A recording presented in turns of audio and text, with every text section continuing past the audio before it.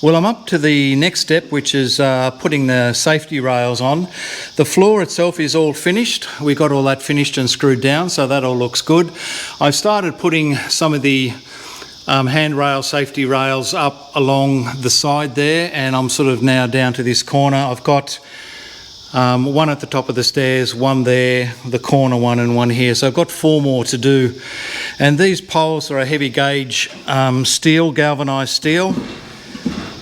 I quite like the look of that. It's nice and solid, and obviously the pipe that we've got goes through here, and that'll be the next step once we get all the supports bolted in. I was looking at one stage of just putting something like a pool fencing or something along the edge here, but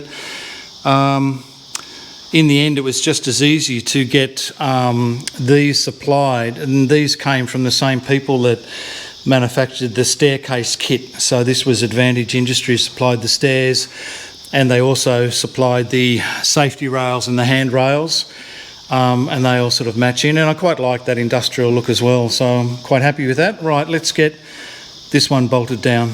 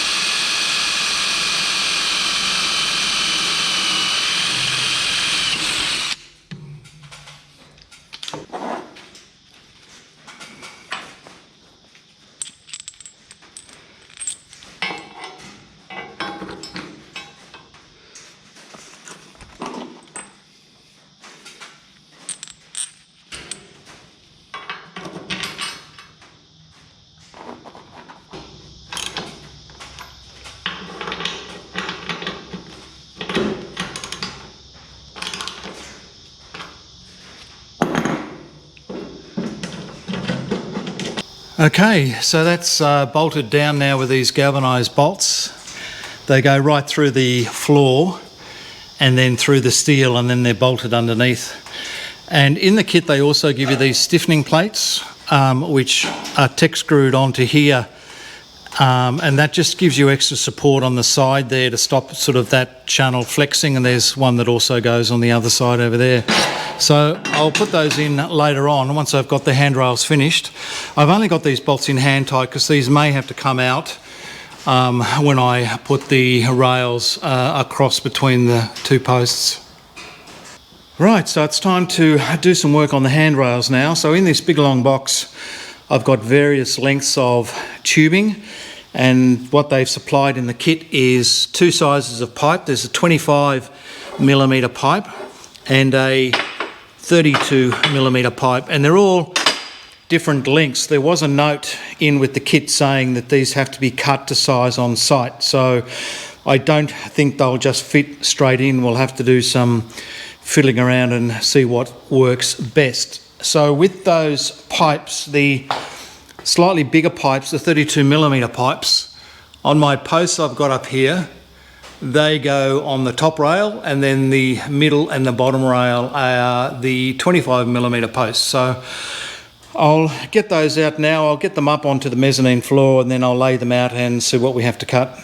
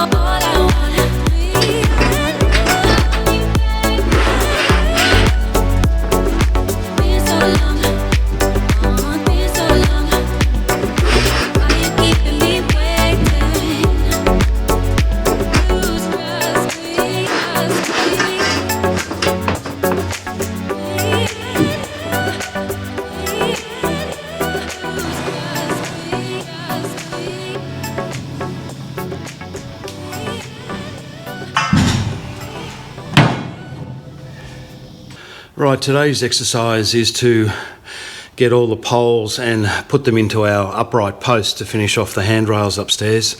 Apologies if my voice is a little bit rough. I've actually just come back from a week's holiday. My wife Kim and myself took a week off to get away, and the day I got back from holidays I found out I had COVID, so I've just actually been in bed for the last 3 or 4 days. It hit me a lot harder than what I thought it would. I thought it might have just been like a flu, but it actually knocked me around a bit, and I've still actually have lost my sense of smell and taste. So I hope that comes good. But I'm up today. I don't know how many hours I can do, but I want to just try and continue this on. I've got plans to bring up a whole heap of car parts and stuff, putting them up here to clean the floor off downstairs. So I want to sort of get these handrails sort of finished in the next day or so. And I've laid them out now, and I can see that some of them look to be the right length that will fit between the posts, so that should be quite a simple job. So there's 3 there and 3 there that should go in easy. The 2 smaller poles are the posts. So, what am I thinking? Rails. The rails are 25mm wide, and the top rail is 32mm wide.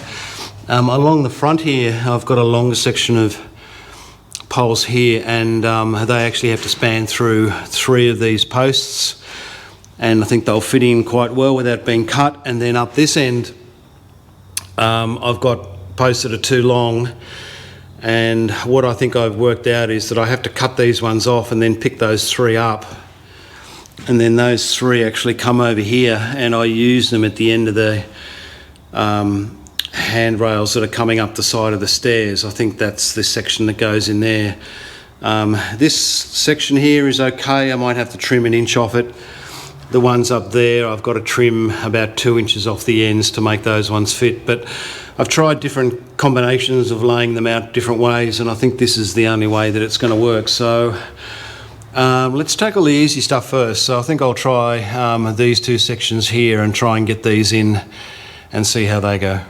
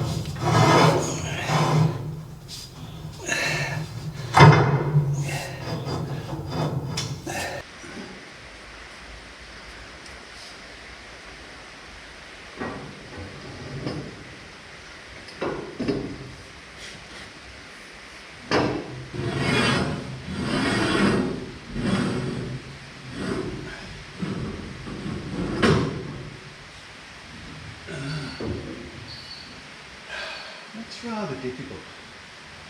I'll just say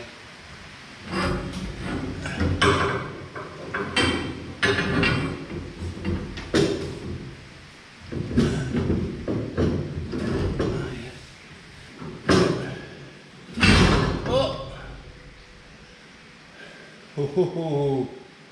I thought that was going to fall. And then get these in here. Oh, done. Whew. Not much room to move. Even had to take my hat off to fit under the roof. But this is the lowest point here, and still it's good to have the handrail here so nothing will fall off onto the workbench below. Anyway, that's another side done. Okay, so I've been going all right. I've got that side went in without cutting. These ones here, I've got to cut down these ones. I had to swap these over. They weren't in the right position, so I've got to cut those ones. The big long ones in the front, they went in okay. Just had to loosen that corner post off a little bit so I could sort of lean it back to get those in, and then we put the side ones just in there. And now I'm onto this side here, and I'm thinking that these rails here will fit in and I won't have to cut them, but just have to loosen this pole off here a little bit, loosen that off so I can swivel it a little bit to get my rails through the center there. So that'll be the next job.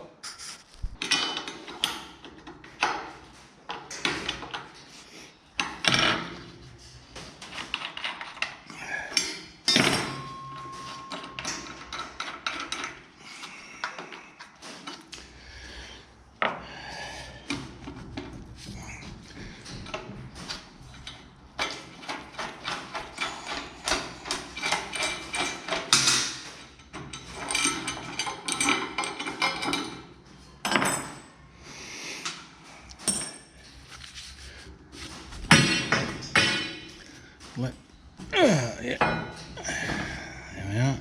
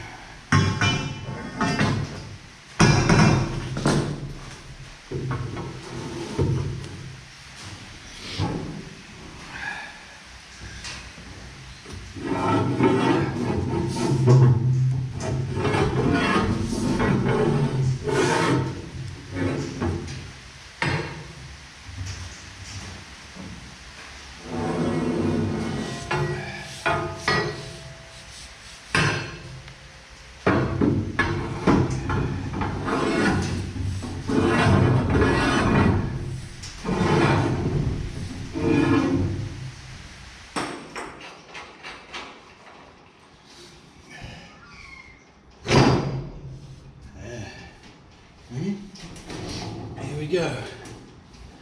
Here we go.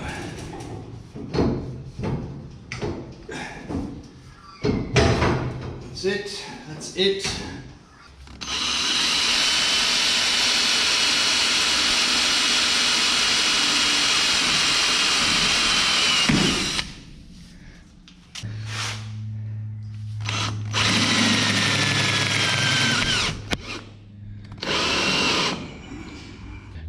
What I'm doing here is that if there's any chance that this pole might vibrate and come out of these posts, what I'm doing is just putting a Tek screw through here.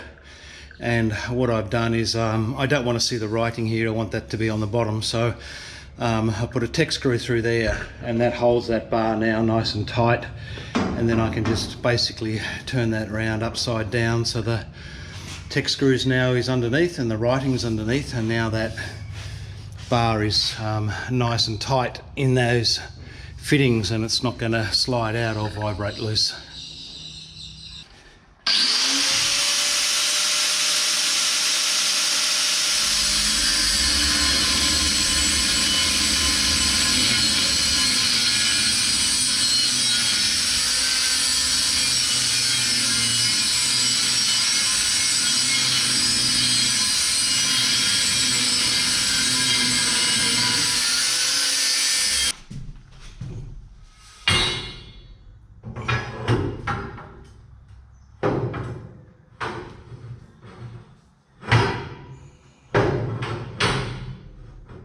Right, I'm at the stage now of just trying to finish the handrails that go up beside the stairs, and what I've ended up with were some sections of pipe that are quite small, and I sort of wondered how I'm supposed to use these, and I've went back to the instructions here to actually look, and it actually says here that you have to join the remaining sections together with some of these pipe joiners, and so I think that's what I'm supposed to do. So there's a couple of different sizes here. This is one of the ones for the bigger pipe. So that basically just goes like that, and then don't know how I'm going to do this. I'm going to have to hold that up there, and then the joiner slots in the pipe like that, and then this bit will come over the top, slide down there somehow. Oh yeah.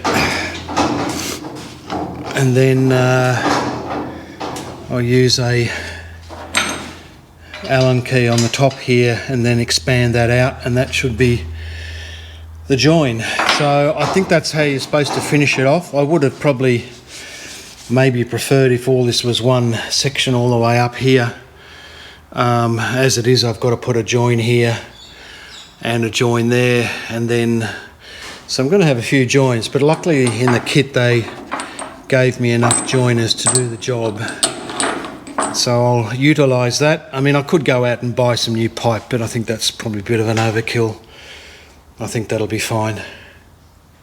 One of the last jobs I want to do on the mezzanine floor project is just to cover up these rack units that are here that have all sorts of odds and ends on them, and it's pretty unsightly. I don't like the look of that. As you sort of come into the shed, you look basically into those rack units, and I think what I want to try and do is cover those over or disguise those a bit. And the other thing I don't like on the finish of the floor is where all these joins and stuff up here, there's a lot of things going on here which are a bit unsightly, so I wanted to sort of cover those up as well. And luckily I've managed to find that the gap between here and here is 64 millimetres, and I've actually found some metal studs that are exactly the same width that'll fit quite nicely up there. So what I've just knocked up is a metal stud frame here, which will is the same width as my rack units here, and I've just dyno bolted those to the floor channel that runs along there, and it fits in quite nicely and flush with the top up there. And what I can do is put some sheeting across this, which will cover up the back of those units, and I think it'll just look a lot better. So what I'm going to use is, I've got some old corrugated iron here. Eventually in this shed, all of the walls inside this shed are all going to be done in old corrugated iron, and I've got a whole lot of these sheets that I bought from a farmer down the road that was a turkey farmer, and he was pulling apart one of his sheds, and I bought all the corrugated iron off him. Some of them have some nice patina and rust sort of happening on them. They're not rusty all over, which was a bit of a shame. I did want sheets that were completely rusty, but then I thought, well, if I do that, it might actually make the whole garage a bit too dark inside. So I'll start off with these and see how I go. So what I'm going to do is I'm going to put these sheets on this stud wall here, and there'll probably be about 4, I think, that will fit across that 3 metre section there. So I'll get on and do that.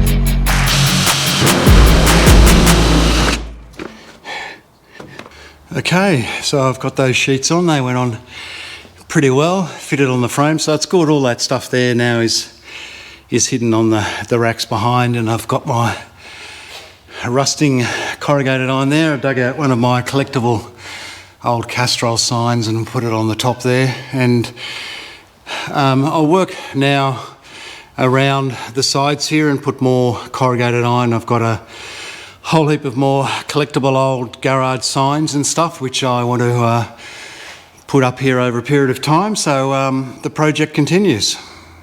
And with that, I would probably say that this project is now complete.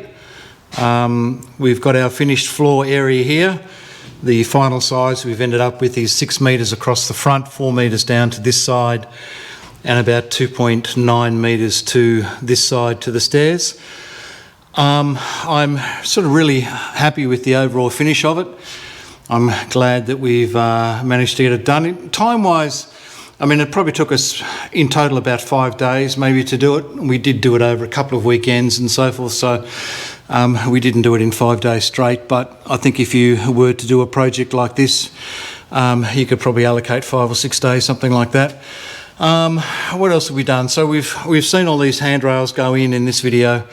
I'm quite happy with that sort of look. We could have ended up just using pool fencing, but really it was just as easy to get the supplier of the stairs to supply the handrails as well. I was hoping that these lights would have been changed by the time this last video was done. I've got to get these 2 lights taken out and some sort of batten light put in up the top here just to give us an even spread of light up here to get rid of these hot spots, but have to wait till the electrician comes back to do that. Floor looks good, happy with the floor. Finished the stairs, finished the handrails. Probably what I don't like particularly about the handrails is that it is done in sections, and it's got a joiner down there, and it's also got another joiner here, which I'm not really fussed about, but that's what it is. This handrail is a little bit loose still, and I think what I'll do is I'll just tether that back to this floor joist here and just strengthen that up a little bit. All the stair treads are finished, and I've put my fancy yellow strips on here. I was thinking that this broader part here should go on the top here, but when I put it on, it was actually coming up to this raised section here, which I didn't think it should be. So in the end, I just put it on the face of it like that. It still supplies enough sort of good tread there, so I think that'll do the job all right. But I like the stairs. They ended up being 1 metre wide, which was quite nice. They've been anchor bolted down the bottom here, so all these anchor bolts now are in, so those stairs aren't going to move at all. Inside down the bottom here in this video also, you saw me enclosing these rack units here, so all the clutter that's on these racks can stay on the inside there, and then the sheets that went on the outside there look quite nice. So I think the only thing really I want to touch on before I close off this series of in this video is just to have a brief discussion about the cost. Now, in the last couple of videos, I had a few comments from people wanting to know the cost of doing a similar project to this. What you can do is in the video description, I've put the link in to the company that supplied the kit, and they are called SHEDBLOG, and their web address is shedblog.com.au. And you can go onto their site, and they have a number of their popular sizes, if you like, with a guidance to how much those basic kits will cost you. If you want a custom size, then there's also a page on their website where you can go and put in a custom request for a particular size.